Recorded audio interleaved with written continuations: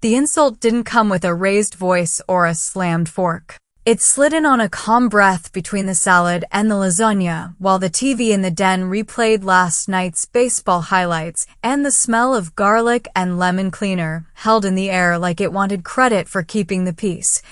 And when he said it, my jaw felt heavy and my hands went numb in that warm way you get when your body is trying to decide whether to flee or to freeze. Nobody at the table moved for a full beat. Not his wife with the dish towel over her shoulder. Not the neighbor from church who had been invited because she had a good pie recipe. Not even the ceiling fan that clicked once and kept turning as if it had a schedule it took seriously. And the only sound that did not belong to us was the announcer calling a double to left through the thin wall from the den. I heard my own breathing before I heard my own voice, which is a strange thing to notice at a dinner where you expected a polite night and got something you will remember by date and time for a long while. My name is Elena Morales, I'm 30. And on the first Sunday of June I sat at my boyfriend's parents' table in a tidy subdivision 5 miles west of Arlington, because his mother asked us to come by after church for a simple meal and a chance to talk about summer plans. And I brought a peach cobbler in a foil pan with my name written on the bottom in thick marker, so it would come back home with me even if the pie didn't. I work for Tarrant County Environmental Health in the Temporary Events Unit, which means my weekdays are tents and sink logs and polite reminders that hot holding isn't a suggestion. And I have a clipboard face I try to hide in social settings because nobody wants a lecture with their casserole, but I am built to notice when something is 1 degree off, and that is why the word he used landed the way it did. Because he said it like a person making a reasonable comment about road closures, and the heat that crawled up my neck was not dramatic, it was math. People like Elena are why this city looks like it does nowadays. It's what happens when street garbage gets to make rules for the rest of us, said his father, Gerald Whitmore,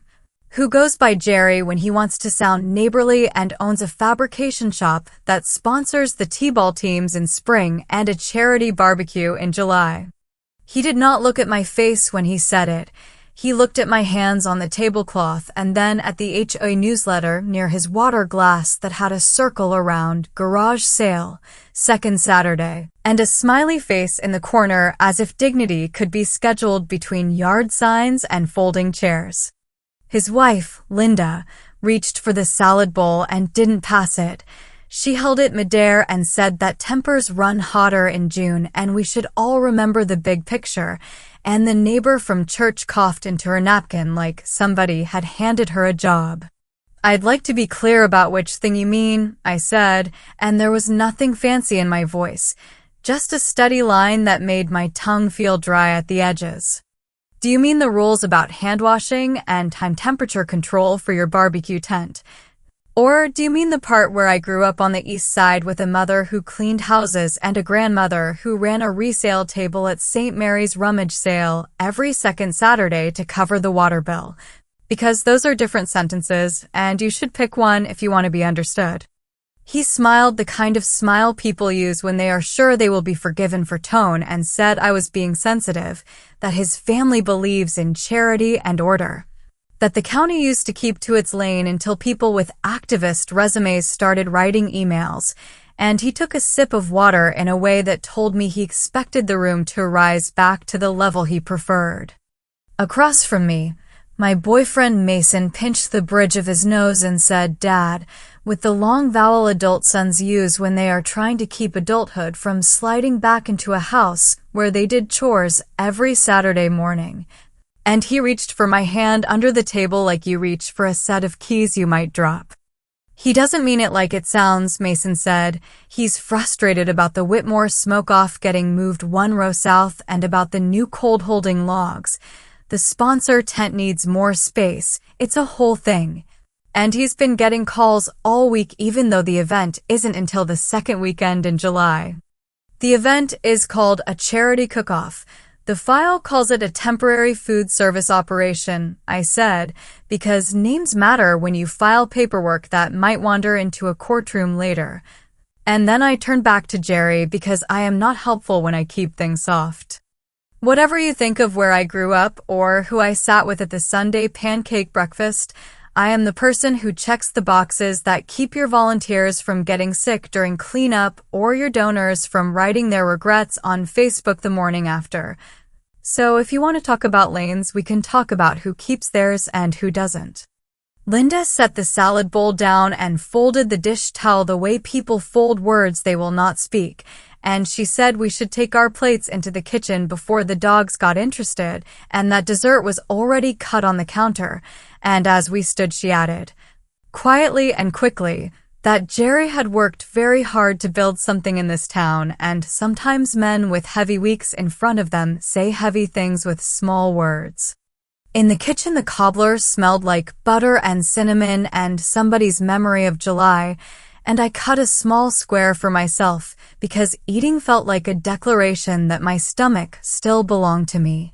And Linda packed a container with 2 pieces and pressed it into my hands and said she hoped we could all be kind to each other during a busy season, and the way her fingers tightened around the plastic lid told me she was apologizing as far as her house allowed. On the porch, the evening felt hotter than it should have because the wind hadn't moved in hours, and the neighbor's TV rolled a weather update with a ticker tape about high school summer league scores while Mason leaned against the rail and tried to make peace in the cramped way people do when there's no room to put a couch between the problem and the door.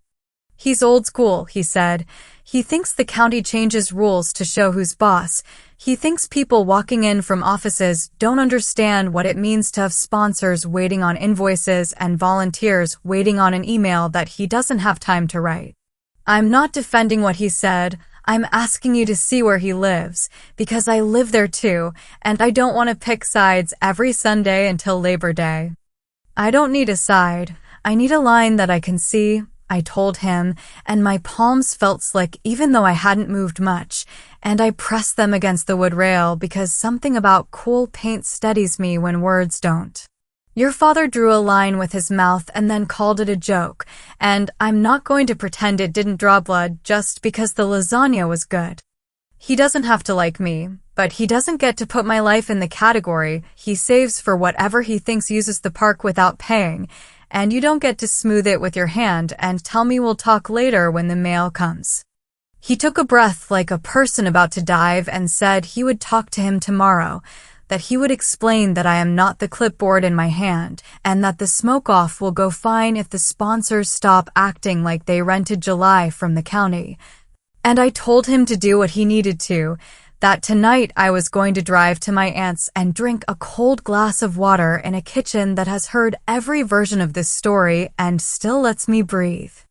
Before I left, I stepped back inside to grab my tote from the chair by the den, and that was when I saw the binder that shouldn't have been left open on the sideboard, a thick 3-ring with dividers labeled Schedule, Sponsors, VIP, and a tab that read Charity. And under that tab, the top sheet said Riverside Boosters in a font that looked like something pulled from a template, and I noticed the bank name at the bottom didn't match the one the boosters use on their concession receipts. Which isn't a crime in a vacuum. It's a detail that asks a question. On the drive to my aunt's place along Pioneer Parkway, the radio carried the late sports talk, and the caller said the bullpen was tired, and the host said everybody is tired in June. And the air through the vent smelled like dust and a little bit like the peach cobbler I had in the passenger seat, and my hands stopped shaking long enough for me to park straight. My aunt, who keeps her house the way a person keeps a garden, with a list and a watering can, poured me water and slid a plate with 2 crackers and a slice of cheddar in front of me like she was offering a hand without making a speech. I told her what he said and exactly how he said it, the way the fork touched the plate after, the way the ceiling fan clicked once, the way Linda folded that dish towel like it might help. And my aunt listened with her eyes on my face instead of on the sink the way some people do when they want to fix your kitchen and your life at the same time. You can spend a month teaching a man what his mouth does to a room, and you can keep a neat folder while you do it, or you can take care of your work and let the calendar do some of the talking, she said finally, and there was nothing mean in it. Just a kind of practical mercy. He has something he wants to put on a field and call a gift. You have a job that says who gets to set up tents on that field and how, and if you think he used the wrong name on a piece of paper, you know where to look for the right one. Decide whether you want revenge that looks like an argument on a porch or revenge that looks like a receipt stapled where anyone can read it. I went home with a cobbler container and a banana she tucked into my tote with a napkin and sat on my couch in the apartment that still smells a little like the last tenant's laundry soap when it's humid.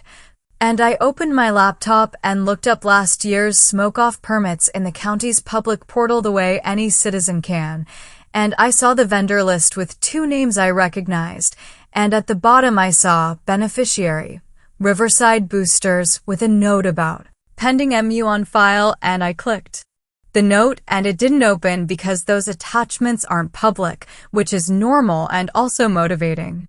I shut the laptop because I know not to work angry, and I wrote 3 lines on a notepad with the date at the top. First Sunday in June, lasagna, street garbage at the table, and under that I wrote Whitmore Smoke Off, beneficiary label. Ask clerk for the public side of whatever exists, and I set the pad on my coffee table beside the remote that still had Sunday church sing-along dust on it from my aunt's grandkids last weekend. Then I turned the TV to the late West Coast baseball because the slow cadence of someone calling a game is better than falling asleep to the sound of your own pulse. And I let my body get heavy against the cushion while the park on my screen hissed through the speakers and the caption at the bottom of the screen scrolled about a boil water notice on the east side and the date for the citywide garage sale, second Saturday. Same as always, and I knew what the second Monday would bring because I know what second Mondays bring when you grow up in this county and take a job that uses pens. The second Monday of June started with the kind of heat that seeps into an office before the air conditioner earns its keep, and I got to the county building early enough to hear the custodians' radios hiss local traffic while they wheeled bins down the corridor. And I opened my laptop at the small desk we share in temporary events and typed a records request to the clerk that was plain and polite, asking for whatever public-facing documentation existed tying last year's Whitmore Smoke-Off to Riverside Boosters as its beneficiary. I wrote the date in the subject line because dates turn rumors into files, and as I hit send, my supervisor, Keisha, slid a bottle of water onto my blotter and raised an eyebrow the way she does when she knows work and life are trying to braid themselves together. I told her the short version of Sunday without using the words he chose, and I added that I had noticed a beneficiary label that did not match the bank name I've seen on the Boosters' concession receipts at the ball fields, and I asked whether she wanted me to recuse from anything touching the smoke-off this month, because my name now sat in their living room. She pulled her chair close and said to write the recusal email now before the phone rang, to copy the general inbox so anyone checking the log would see it, and to keep my eyes on farmers market sink logs and church picnic inspections while Jared covered the smoke-off file. Her hand rested on the edge of my desk for a second like a small anchor, and when she moved away the cool from the condensation ring felt steadier than coffee. By mid-morning the clerk replied with 3 PDFs, last year's permit application with Riverside Boosters typed into the beneficiary line, a receipt from the county intake desk for field rental fees, and a note that read, MU notation present in file, attached copy is internal, public records show beneficiary as stated on application. It was the right answer for the file and the wrong breakfast for my suspicion. I thanked her and wrote a clean follow-up asking whether the MOU had been renewed this spring, because our department tends to move with the rhythm of 5-year terms and expired signatures. And she said she would check the storage room after lunch because the county scanner had been throwing lines across pages lately, and she wanted a clean copy if one existed. The smell of copier toner drifted into our office like the breath of a free throw line. And I buried myself in market packets where vendors with family recipes argued with the idea of thermometers until you handed them one and wrote their name on it in block letters. On Tuesday evening, the Smoke-Off Committee hosted an information night at the VFW Hall off Arkansas Lane, where the carpet smells like coffee and polish and history, and the seating chart had been done with masking tape on table corners. I did not come as staff because the recusal sat on the log like a traffic cone. I came as a resident who pays taxes that line chalk the park fields, and I stood near the back with a styrofoam cup sweating iced tea in my palm while Jerry explained that the event would be bigger this year and that the county had asked for a few extra hoops that were nothing to worry about. Mason stood at his shoulder with a clipboard he didn't look at, and when a softball mom asked about the sponsor tent blocking the south path to the tot lot, the committee's coordinator, a woman named Trisha with a neat ponytail and a binder like mine, pointed to a map taped to a corkboard that showed a narrow emergency lane squeezed between smokers and a row of pop-ups.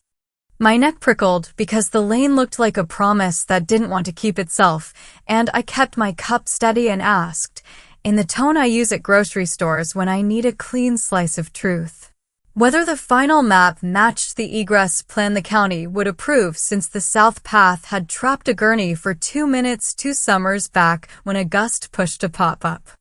A low murmur went through the room that sounded like the start of a summer storm.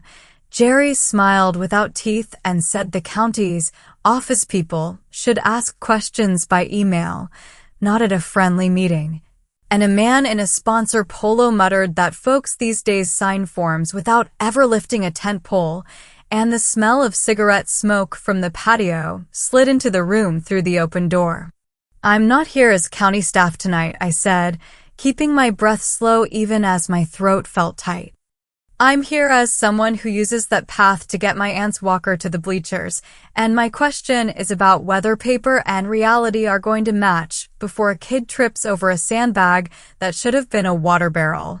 Trisha looked at me with a face that wasn't hostile, just tired, and said the map would be updated and sent within 48 hours, and Jerry pivoted back to the raffle prize list like the last minute hadn't happened. When the meeting broke, a woman in a church league t-shirt tapped my elbow and whispered that she respected my job and my spine, and then she slid past me toward the exit like someone who had learned to keep her name off the wrong list. Outside, under the yellow security light, Mason caught up to me with his face set in that calm he uses when he wants to keep the room from exploding, and he said I was making this personal, and I said the personal had started at his parents' table. And he said I could have asked my question by email, and I said I had tried a version of that at dinner and been told my voice didn't belong at the table. His jaw worked like he was chewing ice, and he asked if I could just let the smoke-off run its course without standing in the line of fire, and I told him wind doesn't check feelings before it takes a tent down. The first real pushback didn't come from the committee. It arrived 24 hours later on my doorstep at 9 in the evening when a sheriff's deputy knocked with his hat in his hand and said he was responding to a wellness call from an anonymous party who worried I was agitated after a public confrontation and might be unwell. He had the polite eyes of someone who has walked up to too many doors with boxes of grief in his trunk, and he glanced past me into my apartment where the TV murmured the late baseball and a pot with basil sat on the sill leaning toward the last of the light. And he asked if he could check that I had water and if there was anyone I could reach if I felt overwhelmed. I told him I was hydrated, that my aunt was 5 miles away, and that I had not confronted anyone. I had asked about an emergency lane like any citizen can, and he nodded and apologized because his job is to show up even when the call is flimsy. And he asked me to initial a small form acknowledging the visit so the station's log could close the loop. When he left, I sat on the floor with my back against the door and breathed through my nose until the warmth left my face, and then I wrote the date and time on a sticky note and put it in a manila folder because if you don't keep your own record, someone else's version tends to win by default.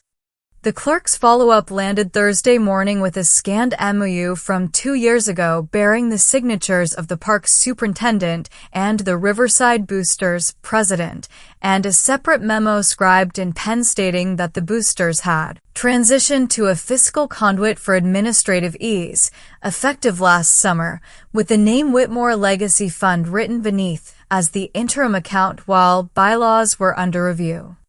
I read that sentence 3 times because it's both ordinary and slippery. People do move to donor-advised funds and tell themselves it's all the same since the money goes to the same bleachers, but on public land with jars out and banners up. You cannot call a private account a booster because grandmothers like mine read a jar before they read a footnote. I forwarded the documents to Keisha and asked whether the park's superintendent had a current addendum, and she wrote back one line that said, "Not that I've signed," and followed with, "Jared's got this," and then added, "Drink water." By Friday noon, Jared forwarded an email chain to our team that was both bland and sharp.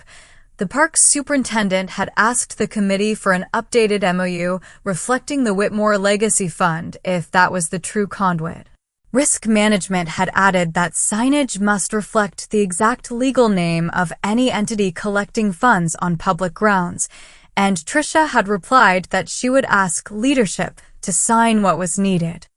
2 minutes later, a message from Mason popped onto my phone that read, "This is turning into a circus.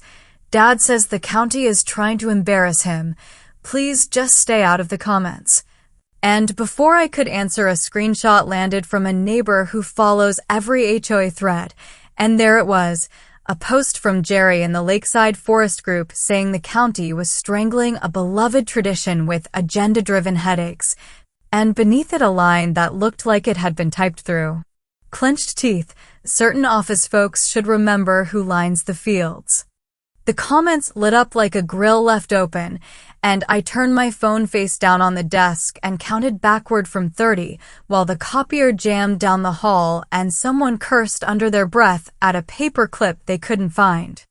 That night I stopped by my aunt's to drop off her pie dish and found 2 of her church friends in the kitchen spooning filling into tart shells for a bake sale, and they tried not to ask, and then they asked, and I told them the version's safe for kitchens. The county needs the right names on the right signs. A fund is not a booster, a jar is not a shrug, and nobody wants a Saturday that turns into paperwork and anger. One of them, a woman who runs the rummage checkout table every fall with a ledger that could be used in a courtroom, nodded and said she once watched a well-meaning man put a mission trip jar on the donut table and that the room went quiet in a bad way when it turned out he'd wanted gas money for a friend's van. The other one, who keeps the church calendar clean, patted my hand and said men like Jerry count on women to clean up after sentences that don't belong to the dishes. And then she asked if I could carry 2 boxes to the car because the bake sale lines are kinder when the tables look full at opening. Saturday morning, I woke to a text from someone on the youth softball squad who follows budgets like other teens follow bands, and she sent a photo of the Smoke Off Facebook page where a graphic announced proceeds for Riverside Boosters, and below it a caption about our partners at Whitmore Legacy Fund, handling administrative details, and my stomach did that small flip fear does when a phrase is both frank and evasive. I forwarded it to Keisha and put my phone in my bag and drove to the farmer's market to check temps at a tamale tent where the aunties never forget gloves, but sometimes forget to swap out spoons, and even as I counted seconds at the hand wash sink, the part of my brain that runs on policy wrote sentences in invisible ink, because the first piece of hidden truth had slipped out of the binder and onto a graphic, 2 names on one promise, neither standing still. Near noon, while I was filling out my inspection notes under the shade of a vendor awning that smelled like cilantro and masa, a patrol SUV rolled slow down the market lane and an officer leaned out to ask if I was Elena. And when I said yes, he asked if I had a minute to answer whether I intended to attend the smoke-off next week in any official capacity, because the committee had expressed concern that I was fixated and might interfere. The officer's voice carried a kindness I recognized from people who have to say words they didn't write, and I told him I had recused and that my attendance would be as a resident if it happened at all. And he nodded and said he would note it and that he hoped everyone would stick to funnel cakes and sports and leave the rest to people with clipboards. And the way he said clipboards told me he had one too, even if it didn't show. By the time evening fell and the Rangers game rolled across the apartment from my neighbor's TV, a letter hit our general inbox from the park's superintendent, short and careful, stating that the smoke-off's conditional approval would be held until a current MU or an accurate signage plan was submitted. And while I know those sentences by heart from a dozen other events no one outside noticed, reading them with my name echoing faintly in the background made my jaw ache the way it does when you grind in your sleep. I put the letter in the folder with the sticky note from the deputy and the clerk's PDFs and the recusal email, and then I stood at the sink and ran cold water over my wrists until my pulse stopped jumping against my skin. When I finally sat on the couch, the cobbler container from Linda sat on my coffee table like a dare, and I ate 2 bites because my aunt's voice lives in my head, and it says sugar keeps your hands from shaking at 2 in the morning. The phone buzzed again with a message from Mason that read, "Dad says he'll go around them if he has to," and I answered, "There is no around. There is a form," and then I turned the ringer off and lay back and watched the fan blades push the warm air in slow, stubborn circles. And I told myself that some storms sound bigger at night and shrink in the morning when people have to buy ice and find extension cords and return the tables they borrowed from church.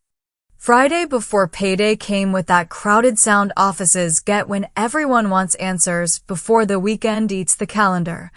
And by 9 the fire inspector had already walked a ballast chart down to Jared while I kept my recusal in place and my head in farmer's market sink logs. And the county attorney had emailed a neat paragraph to parks about signage matching legal names so no grandmother handed over cash under the wrong banner.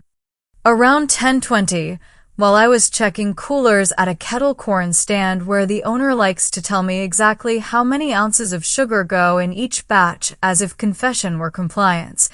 my phone buzzed with a text from a number I didn't recognize asking whether I could meet for 10 minutes at the coffee shop near the VFW hall because some things don't fit on a flyer, and the signature said Trisha.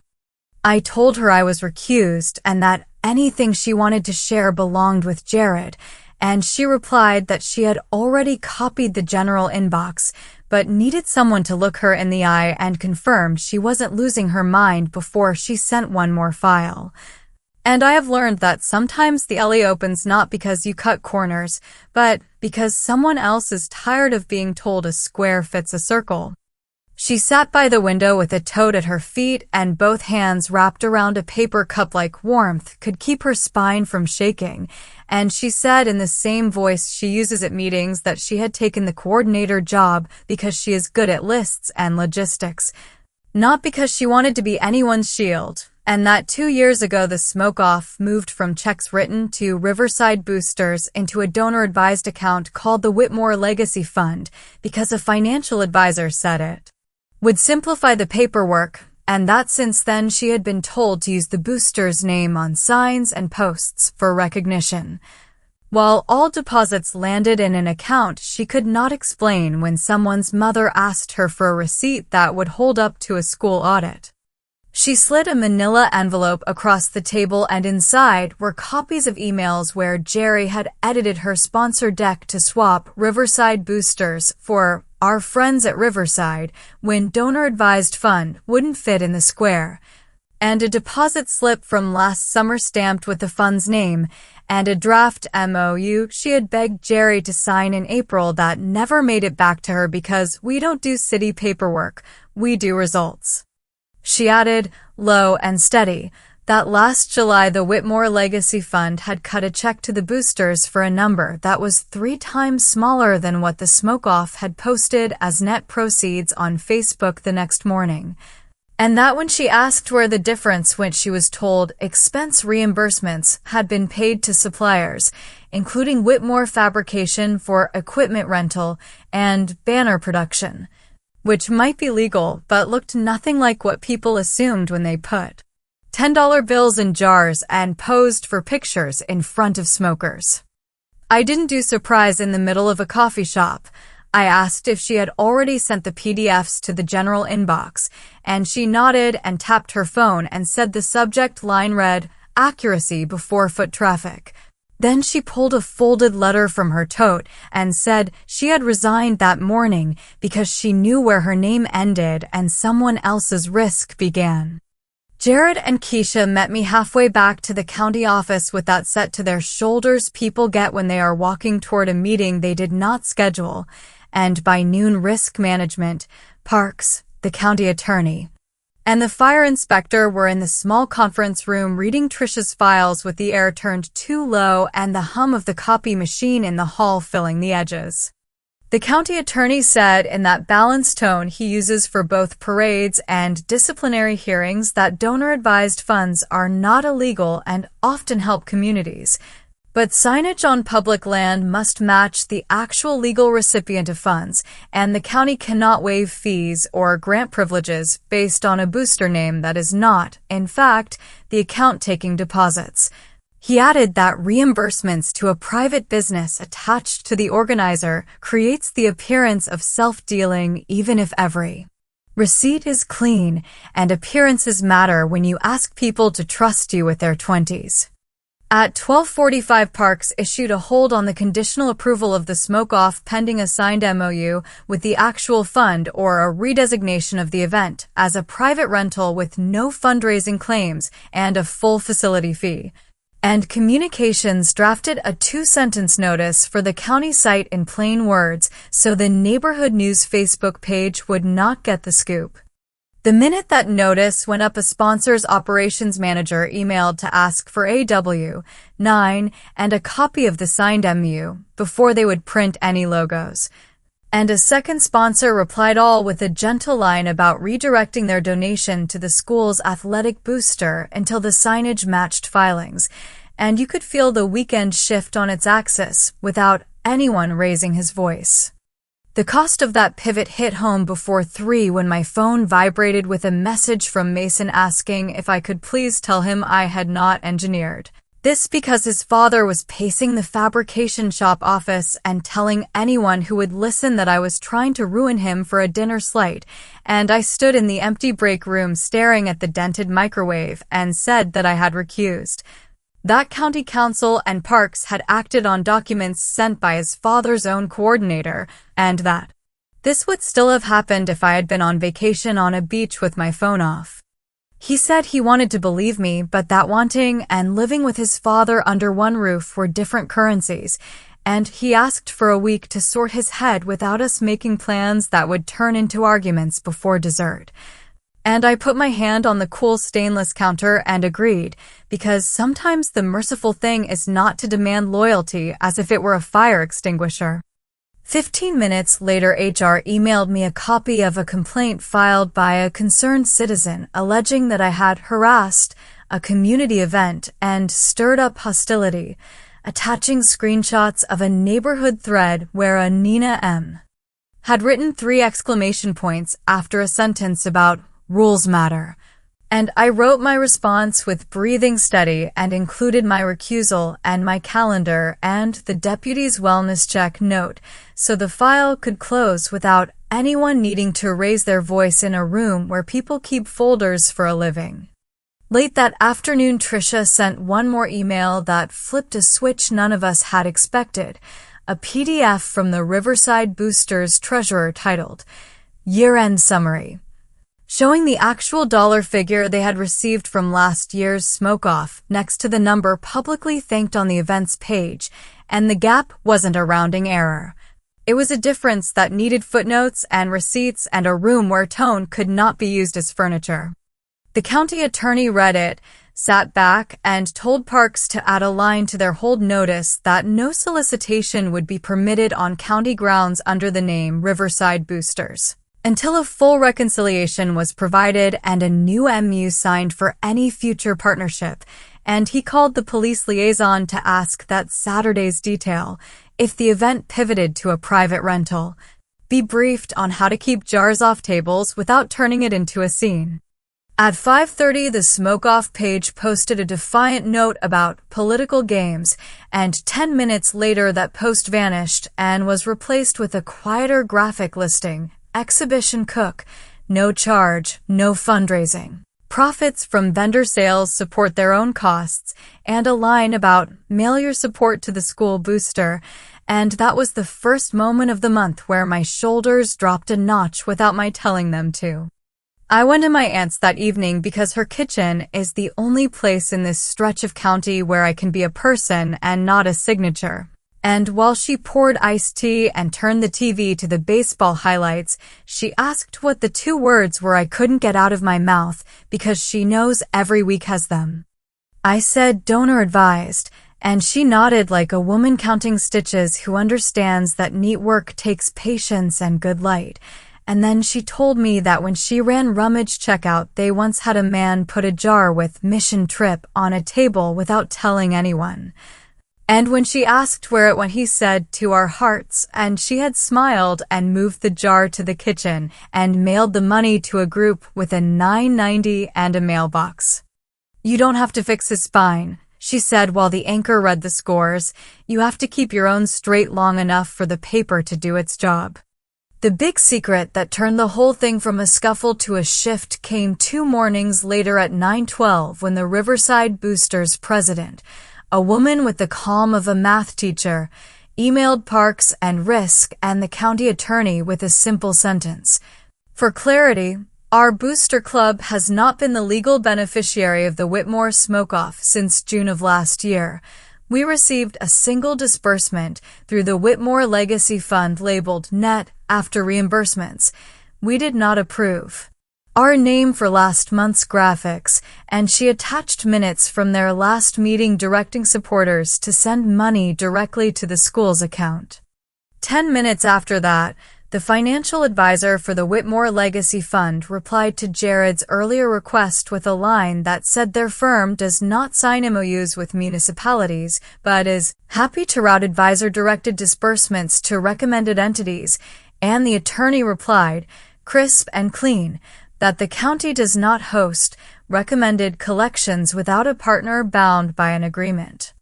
You could almost hear the air go out of the room where the Smoke-Off committee had been arranging sponsor logos, not because they had been caught in a crime, but because their preferred version of generosity had been brought down to earth by a noun and a signature block. Mason texted at lunch saying his father had thrown a wrench into his trash can as if metal could change policy, that his mother was making a list of casseroles for the church freezer because it's what she does when men around her change the subject, and that he was going to sleep at his brother's place for a couple of nights because every object in their kitchen had turned into a reason to argue. I told him to take the week he asked for and to call me when he had air. And then I sat at my desk and wrote a 1-page process explainer for communications in plain words so the next staffer who took a call from a loud neighbor would have a script and not a conversation, and I used phrases like, public signage must reflect actual legal recipient, and private rental may proceed with no public solicitation, and I signed it with my title even though my recusal meant my name didn't have to be there, because transparent rules feel less like punishment and more like directions when you can see them without squinting. As the sun slid down past the county parking lot, the neighborhood news page posted a calm update quoting the county's notice and the boosters' letter, and the comments were fewer and softer. And I went home with my folder under my arm and the cobbler container clean and ready to go back to Linda if she ever asked. And the TV through the wall played a replay of a 9th-inning bunt that had worked because someone followed a signal exactly when they were supposed to, and for the first time in 2 weeks I slept through until my alarm in the morning without waking to check a thread that did not deserve my pulse. The second Saturday in July rose hot and still, the kind of Texas morning where the yard flags barely lift and the air already smells like charcoal before anyone strikes a match, and by 9 the county lot was a mosaic of pop-up tents, smokers trailing thin blue ribbons, and volunteers in matching shirts moving pallets of water with the steady shuffle people learn at church fish fries. And I kept myself 2 blocks away at the farmer's market because my recusal was a coat I intended to wear. Until the last kettle corn bag was sealed. At 9:22 my phone buzzed with a text from the softball teen who watches budgets like hawks watch mice, and she sent a screenshot of a live stream from the smoke-off showing a mason jar on a folding table with a piece of tape reading Riverside Boosters, and above it a printed QR code taped to foam core with Whitmore Legacy in small type at the bottom corner, and the caption on the stream read, "Support the kids," and the sound in my ears wasn't anger so much as that high whine you get when a machine runs without oil, and I stood in the narrow strip of shade cast by a tamale tent and typed a single line to the park's liaison. Jar with Riverside Boosters visible at Southgate table. QR code shows Whitmore Legacy. 9:22 a.m. Live stream link attached, and I added 2 photos I had taken with the caution of a person who knows what a courtroom asks for and who wants to keep the air calm while paper moves. By 9:38 the liaison replied with received on site in 5 with risk and fire, and I could picture Deshaun already out of his vehicle counting the ballast by habit while the park's superintendent kept his voice low and his hands visible. And I told myself to stay behind my line because I had wanted the calendar to do the talking, not the side of my face to become anyone's excuse for raising their voice. At 9:46 my screen lit with Mason's name, and I let it ring twice because I needed to breathe before the call so my first sentence would not cut either of us. And when I answered, he said the county was on the field and his father was telling anyone who would listen that jar labels are tradition and not the government's concern. And he asked if I could do anything to soften whatever would happen next because he could feel the seam ripping in real time. I said I had done everything to soften the path 2 weeks ago when Trisha sent the files and the county offered a private rental with no fundraising. That today I had sent 2 photos with timestamps and a link because that is how government keeps tempers from beating facts, and that what happened next would be the consequence of a man wanting 2 names on one promise. And he was quiet in the way men get when a sentence lands true but heavy, and he said he did not want to see me on the field. Because he did not want this to become an argument that ended with security walking someone to a truck while kids stared with popsicles half melted. And I told him I would not step over the chalk unless a person in a county polo asked me to identify what I sent. At 10:01 I walked to the edge of the park because my body was shaking in place, and sometimes the only way to be steady is to stand where you can see the thing, and the South Gate looked like every summer I have ever known: coolers, paper fans, toddlers in sunscreen hats, a radio somewhere tuned to the Rangers pregame with ads for lawn services and a furniture sale, and in the center of it the table with the jar and the QR sign, and next to it the park's superintendent with his hands folded, and his copy of the ordinance visible in a clear sleeve like a school binder, and Deshaun with his calm coach posture, and the police lieutenant with his hat tipped back a fraction to show his eyes and his voice pitched so it did not carry. The superintendent was saying in even words that public solicitation requires accurate names and a current agreement, that the county had offered a private rental without fundraising and a complete path for donors to mail checks to the booster. That jars labeled Riverside Boosters and QR codes pointed to Whitmore Legacy were not an acceptable pairing, and that he needed the jars removed and the sign taken down, or he would rescind the use permit for the south lot and ask everyone to power down and pack within 30 minutes. Jerry stood with his arms folded over his sponsor polo as if folding made him bigger, and he said, in the voice men use on loading docks when they want to win the afternoon, that he would not let office people ruin a tradition because of a technicality. that everyone knew where the money went, that the county had bigger fish to fry than tape on a jar, and that the Whitmore Legacy Fund had raised more for the town than any binder in this place. Deshawn spoke then, not about jars, but about wind and tents and how the ordinance also named ballast by the pound so that if a gust hit, an emergency lane stayed open for a gurney. And he said his job was not to embarrass anyone but to keep children from meeting metal at speed, and that the same rule book that names weights names names, and his calm landed the way a level lands on a shelf. The police lieutenant added that he would support parks if the permit was withdrawn, that he would ask volunteers to power down generators and help carry tables to trucks, that he was not here to write tickets. He was here to prevent anyone from using their throat like a weapon, and his tone was so ordinary you could forget he had cuffs on his belt. Tricia, who had shown up in jeans without a volunteer shirt, stepped to the jar and peeled the tape with 2 fingers that were steady in a way mine were not, and she handed the jar to a teenager in a Booster T-shirt and said, loud enough to be heard without becoming a mic, to take it to the concession shed at the school and ask the treasurer to count it into a deposit for the school account, and to make a note on the ledger that the money had been collected before signage was corrected so anyone reading a year from now would understand the day, and the teen nodded like the messenger in a room that wants a miracle.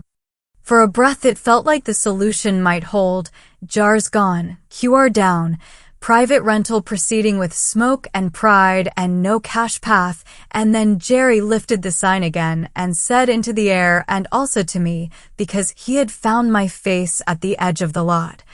that he would not be told how to be generous by a woman who wrote sink logs and grew up in an apartment with a window unit that rattled, and that if the county wanted to shut him down they would need to say the words that would make them the villains in a town that liked its summers with meat and jars. The superintendent took a breath and recited the section number and the clause about accurate naming and fair access to public facilities, and said the permit for the south lot was rescinded as of 10:20 a.m. pending correction, and that anyone who wished to remain was welcome to move to the public picnic area without sales or cash jars and enjoy fellowship and food under general park rules. And he thanked the volunteers for their time and asked vendors to turn off burners and secure lids, and then he handed Jerry a paper copy of the notice, because some men need a physical object in their palm before they recognize a boundary. There was a ripple through the crowd, not a shout, just that pressure change sound rooms make when the AC kicks on in July, and 2 volunteers started emptying coolers into trucks because they know that food goes bad before pride does. And Deshawn moved down the line checking cords and closing propane valves with the patience of a grandfather at a church picnic, and the police lieutenant stood with his palms open and his voice even asking people to keep moving toward their vehicles so the gate wouldn't jam. Mason found me at the fence then, his face pale in the heat, and he asked in a voice that didn't hide the crack whether I was proud now. Whether I felt taller watching a man who had spent 2 decades hauling grills to parks stand with a paper in his hand like a student whose name had been called, and I told him I did not feel proud. I felt tired and steady and a little sick, and that I had chosen a line months ago when I took this job, which was that paper keeps rooms from deciding whose story wins by volume, and he said he knew but knowing and watching were not the same thing, and he asked if there was anything I could say to his father that would place a plank over this hole. And I said the only plank his father would recognize was a signature on an agreement before the second weekend arrived, not after, and we both stood with our hands on the fence like kids at a Little League game who are hitting the wire in time with their pulses. A woman with a stroller stopped beside us and asked if the kids could still scrimmage on the East Field because they had been promised baseball and sugar, and the superintendent said yes. The fields were open to the public and the East Field was free. And the church bake sale ladies, who had set up on the sidewalk outside the park because they like clean rules, hauled their pies to a folding table and taped a printed sign that read all checks to school booster. No cash today. Thank you, and The way "no cash today" was underlined told me someone had learned something last July and decided to keep it. Volunteers stacked chairs with that silent efficiency that says this is not the first time a Saturday has surprised them, and a man in a sponsor polo carried a box of t-shirts to his car without banging it on the bumper.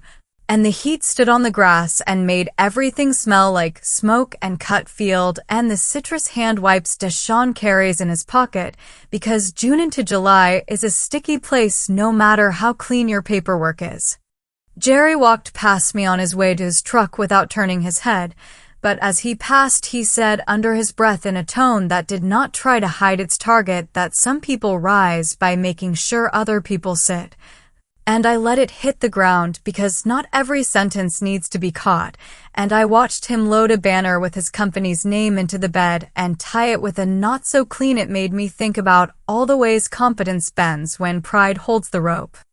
The radio by the concession shed kept up its steady hum about the pregame and the high of 97 and the possibility of pop-up storms after 3. And parents started measuring base paths with their feet while kids tossed balls in the air and tried to catch them without knocking their caps off, and the air felt like a room after everyone has stopped yelling and started sweeping. On my walk back toward the farmer's market, my phone buzzed with a short email from communications asking if they could post a brief timeline of the morning with neutral words and a reminder about private rentals versus public solicitation for anyone confused by the change on the field. And I said yes and offered the timestamps I had sent the liaison, and they posted 3 paragraphs that read like a weather report. Clear skies with a high of 97, smoke off converted to private picnic. At 10:20, donors encouraged to mail checks to the booster with the correct legal name, and the shade under the market tent felt like relief you could drink. At noon, Aunt Teresa texted that the church had sold out of pies by 11:30 with every check made out to the right place, and she added a photo of a handwritten tally with a little heart drawn in the corner by the woman who keeps the church ledger like a sacred book.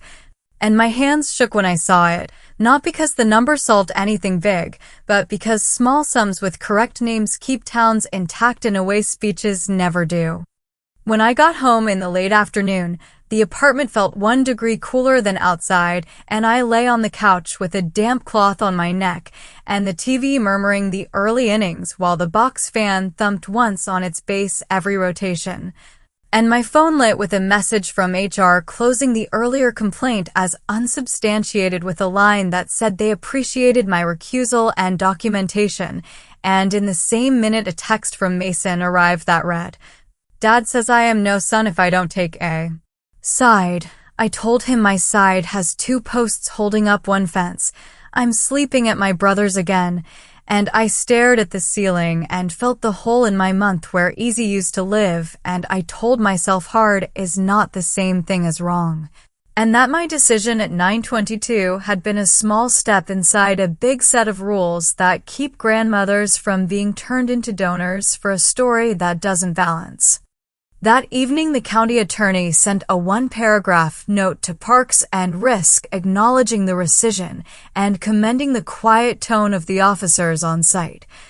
And he added a sentence about next year beginning with an application that contains 1 beneficiary name from top to bottom and a signed MOU filed before May. And Keisha forwarded it to our team with a tagline that said, "Sleep while you can." And I sat up and wrote 1 final line in my folder under the day's date. Permit rescinded. 10:20 a.m. Jars removed. QR down. Scrimmages went on. Pies sold by check. The radio kept playing. Nobody went to the ER. The fence posts are still standing, and I closed the folder and put it in the drawer. And for the first time since the first Sunday in June, I let the air in my chest move without counting, and I slept early with the fan knocking its little rhythm, and the smell of smoke still faint in my hair even after a shower. And the last thought I had before sleep took me down was that sometimes canceling a thing is not a victory lap. It is a boundary that lets next Saturday begin without a bruise. Sunday night slipped in with a light breeze that moved the curtain and carried the faint smell of smoke from someone grilling 3 houses down, and I sat at my small kitchen table with the window open, a cool cloth on the back of my neck, and the Rangers game murmuring from my neighbor's TV like a reminder that the calendar doesn't ask for permission to keep going. I pulled my folder toward me and wrote the date in block letters above the last line from yesterday, then closed it and slid it under the placemat because the month didn't need me to add more. It needed me to stand up, wash the plate in the sink, and decide how much of the next week I owed to other people's storms. My phone buzzed once with a message from Keisha saying the park superintendent had gotten home safe, the officers had cleared the south lot without incident, and the fire inspector had logged the ballast numbers anyway because he believes in leaving places better than he found them, and I answered with a thank you and a promise to bring muffins Monday that I would buy on the way in and not pretend I baked. Monday morning the county building felt cleaned out by the weekend, like rooms do after a funeral when the food is put away and the chairs are stacked, and risk management sent around a tidy paragraph with 3 sentences. Signage must reflect the legal recipient. Private rentals may proceed without jars. Future partnerships will require an MOU filed by May 1st next season. Jared printed a copy, pinned it above his monitor, and took a long drink of water like a man finishing a mile. Around 9:30, the county attorney stepped into our doorway and thanked the team, not with flair but with a practical nod, and said that if anyone called to argue, we should offer the same 2 options for next year. And if anyone wanted to send checks, we should direct them to the school's booster with the exact name spelled out. And as he turned to leave, he glanced at me and said, as if noting a streetlight that finally worked, that my process explainer helped, and that he'd kept a copy in his folder because simple words spare staff from walking feelings through hallways.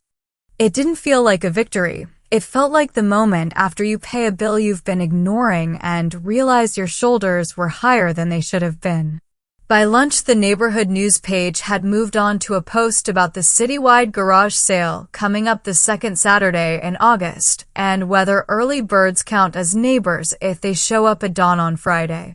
And the comment thread had only gentle sarcasm and a man offering to lend folding tables. The smoke-off page put up a picture of kids in dusty socks running bases with the caption "Scrimmage Success," and beneath it a link to the booster's address with a sentence about mailing support because the community had asked for it. No one mentioned jars. No one mentioned me. It was the cleanest end anyone could have asked for in a county that never stops guessing out loud. I ate a sandwich at my desk, saw that HR had closed the complaint with the 3 exclamation points, and filed it under nothing to follow. And took 20 minutes to walk the shaded side of the block because the air felt like a blanket and my legs needed to remember their own job. On Tuesday evening, just before the sun got serious again, my aunt and I sat on her porch with 2 glasses of lemonade sweating on the rail while the church bells across the street marked the hour and a couple in gym clothes walked their dog past the yard sign announcing the rummage drop-off. She didn't ask for a recap. She asked whether I had slept, and I said I had, and she toasted that small fact with the bottom of her glass. We watched a pickup crawl past with an old dresser tied in the bed and a boy holding it steady with both hands while his father drove the exact speed of responsibility, and my aunt said these towns teach you that stubbornness can build a ball field and also break a Saturday.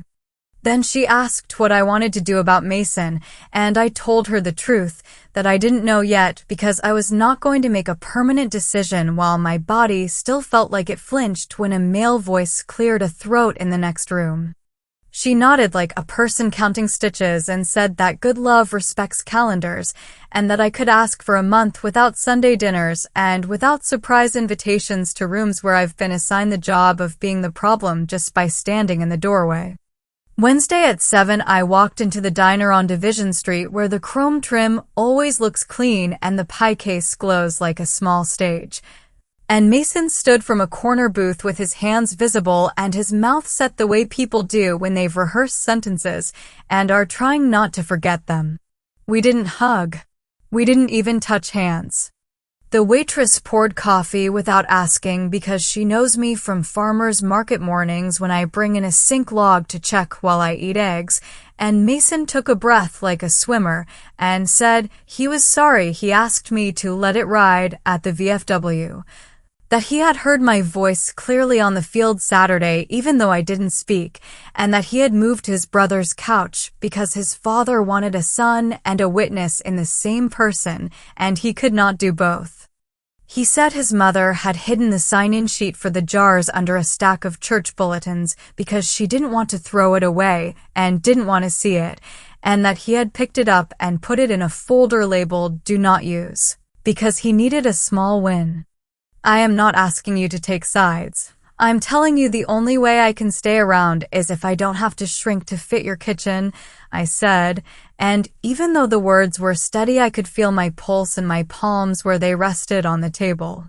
I need an apology from your father that uses the words he used and calls them wrong without adding a lesson about how I grew up, and I need any future Saturday to start with the same name at the top and at the bottom of a form. I can do quiet, I can do kind, but I'm done pretending that kindness includes swallowing gravel. He looked at the sugar packets and then back at me and said he could ask for the apology, but he could not force it, and I said I knew and that my boundary didn't require him to move mountains, only to stop asking me to stand under them. We ate meatloaf and green beans and shared a slice of pie because it was in front of us and neither of us wanted to turn that into a policy debate. When the check came, he left cash and asked if we could give it a month where we didn't sit at any table with his last name on a flyer, and I said yes. And he walked me to my car with his hands firmly in his pockets so he wouldn't reach for a touch neither of us was ready to hold. The next week slipped into the routines towns use to forget arguments. The HOA sent a reminder about mailbox post painting with a cheerful line about the block party committee needing volunteers for the dunk tank on the first Saturday in August. The school district posted the supply list for second graders. The local anchor smiled about a heat advisory and a water park opening, and the church newsletter asked for pie donations for a Blessing of Backpacks event. Parks released next year's event calendar with a new line at the top of the application that read, "Beneficiary legal name, attach MU or sponsor letter." And Jared circled it in red like a teacher proud of a student who finally wrote a capital letter where it belonged. I typed a thank you to the Boosters treasurer for her clear email and got back one line that said, "We didn't think anyone would listen." And I answered that I had listened because a woman with a ledger at a folding table taught me that math is just another way to tell the truth. On a Thursday after a small storm made the sidewalk sizzle, an envelope appeared in the county inbox addressed to the attorney's office and Parks, and inside was a one-page letter signed by Gerald Whitmore, not on smoke-off letterhead. Just his name with his business address typed in the corner, stating that he was stepping down from chairing the event, that future logistics would be handled by a committee working with the Boosters under a formal agreement, that he regretted any confusion about names, and that he would support the league as a private citizen, by check.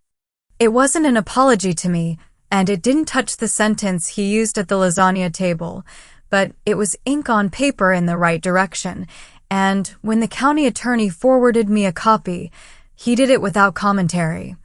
which I appreciated because some days you do not need a victory lap, you need a file closed.